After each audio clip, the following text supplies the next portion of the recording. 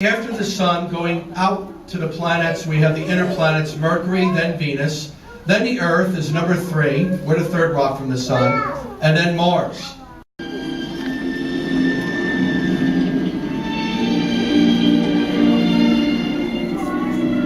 Well, as you can see, the telescope is about the size of a house. It dwarfs the men standing next to it. We're building much bigger ones today. By 2018, we'll have completed a 30-meter diameter mirror for a reflecting telescope. That's over 100 feet across. Aurora Borealis, Aurora Australis is the southern lights. You and I have a lot in common with stars. We're very much alike. Stars are born, they live, and they die.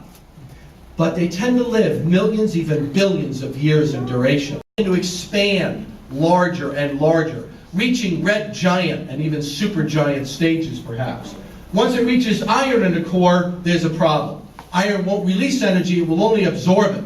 So now gravity takes over and the star's core will collapse in a moment of time, about a second, triggering a cataclysmic explosion known as a supernova.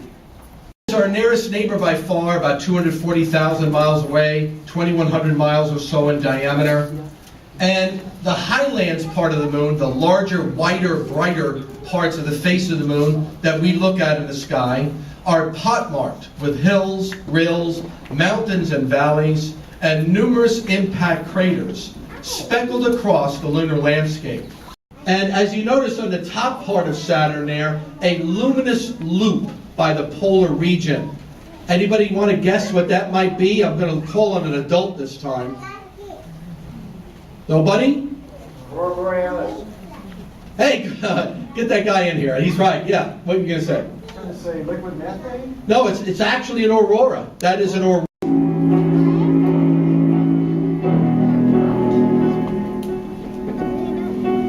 How many remember Voyager 1 and 2? Anybody? Yeah. Well, there you see some of the shepherd moons in these photographs that I was talking about. One of Saturn's moons has a large geyser on its surface. It's spewing out water into space, acting like a cosmic graffiti artist, spray painting everything that goes by, ever launch into space. It's like 3 previous missions in one. The Mars Science Laboratory carrying the Curiosity space probe, 9 feet long, literally weighing a ton.